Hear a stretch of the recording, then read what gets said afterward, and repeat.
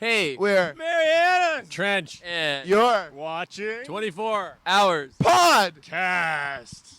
Thank you. Period.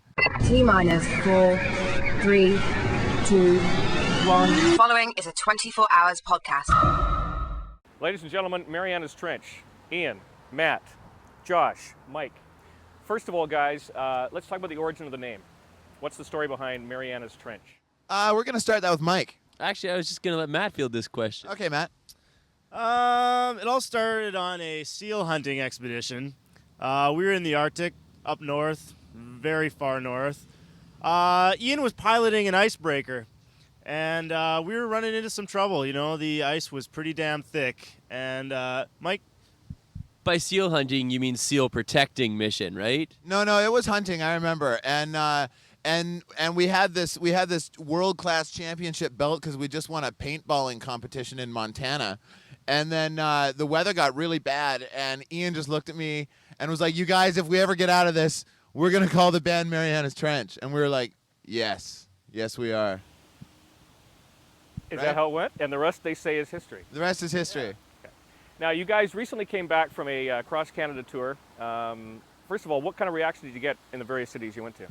Horror, total Yeah, absolute horror. We got a lot of hate mail, crying children. There's a lot of crying children. Don't bring that back. I can't go through that again. Yeah, we can't go through it. Actually, no, it was good. It was good. Except for the crying children, it was really awesome.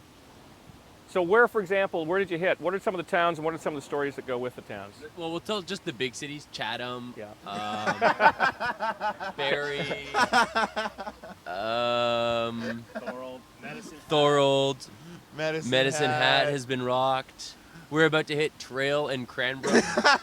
It's just a metropolitan tour. Okay. Yeah, only major cities. Now, let's talk about the hooking up of you guys. You guys were McGee grads, Yes. okay? So you were in the choir together. No. Yes. And what made you decide to form a band, and how did Mike and Ian come into the picture? I knew Matt, and we had sort of sung together in choir and stuff, and I actually found Ian in an ad in the Georgia Straight, and Under bands, I hope. Actually, no, he was trying to apply for a job at Madame Cleo's over there, and you know, I went in for a rub and tug, and then he was like, "By the way, I play drums," and I was like, "Well, if you play drums anyway, like you rub and or tug, you got the gig." But really, I called Ian, and he said, or his message was like a Chinese to English translation, saying, "Excuse me, I am lost. Please help me." Weibo chi wa me la lu sing yu dang ma. And as soon as I heard that, I knew he was the guy, quite honestly. And then Ian knew Mike because they had played in a band together before, and on we went. On we bloodily stagger. It was against my better judgment to let Mike in the band, but they made me. Do you now look at this, Ian, and think, what the hell did I get myself into? Are you happy with this? No. How about being on TV, the Much Music gigs and stuff like that? I mean, obviously that's a big major stepping point or stepping stone for a Vancouver band. How did you feel about that? It's awesome. It's really cool. It's really cool just because it's such a massive platform to showcase your material on, you know, and it's really interesting to see the reactions to us growing so much stronger now that there's some support, some great support from Much and stuff like that. Just little things, even like, you know, you show up to the show and people actually know who you are before you go on stage and stuff like that. To us at this point, it seems pretty cool, you know. I mean, I'm sure maybe the novelty of that will wear off, but it's I think it's really awesome just because there's so many more people that you can get your music to that way. You finally have your CD released. That's got to be a major accomplishment. How do you feel about that? We've been waiting a really long time, and we worked really, really, really hard on it, and it's pretty exciting. I know it actually goes without saying, but I think the most major accomplishment is the fact that it actually debuted #1. I mean, We've already shipped triple or quadruple platinum. Quadruple platinum, which is a first. It's a first. I'm not going to lie. 24. A new band. It's a little bit above average. Yeah, actually. that's a nice accomplishment. Yeah, the weird thing is that in no way is this supposed to be related, but all of a sudden the band is now in huge debt because apparently we bought the equivalent of 4 platinum levels of CDs pre-order. But it's in no way related to the fact that we've already shipped quadruple platinum. It's all smoke and mirrors. Where did the jump come from? Jump? The rock star jump. Have you been working on that for years? The rock jump. My rock jump? I've never talked about my rock jump in an interview before. Have you ever seen him walk? He doesn't walk. He just jumps. He does. Yeah, Yeah. I just jump my way around the city from town to town. They don't call him Tigger for nothing. That's true. That's totally true. And it was inspired by Tigger, the celebrated children's character. Now, you guys have spent a fair bit of time on the road, and in very confined space. According to Ian, you guys actually room together. Is that right? Yes. Yes. All for one. All Yes. four in one room. I slept with dudes. And you live to talk about it. So I'm going to ask you some questions. First of all, speak up, anybody. Who is the biggest slob in the band?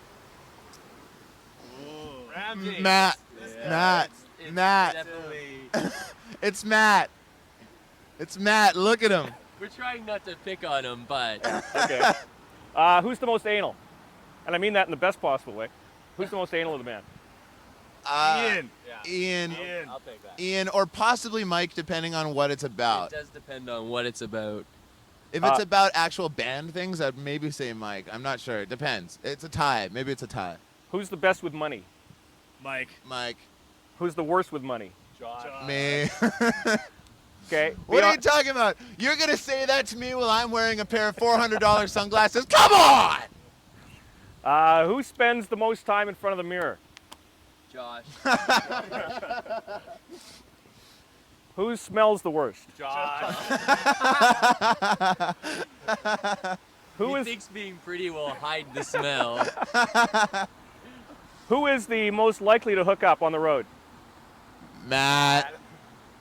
Who is the least likely to hook up on the road? Don't say it. Probably any of the rest of us, actually. Who's the most likely to cry during a sad movie? Oh, me for sure. Yeah? Oh, yeah. Don't you think?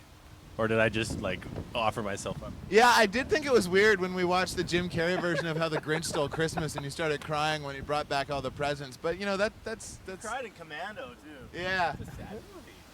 The saw blade part, yeah, I could see that. Yeah, and in Predator, when Carl Withers got his arm cut off, Ian started crying. Poor Carl. It's been a great ride so far. Continued success, and congrats on the new CD. Thank you. Thanks, Joe. Appreciate it, man. 24hours.ca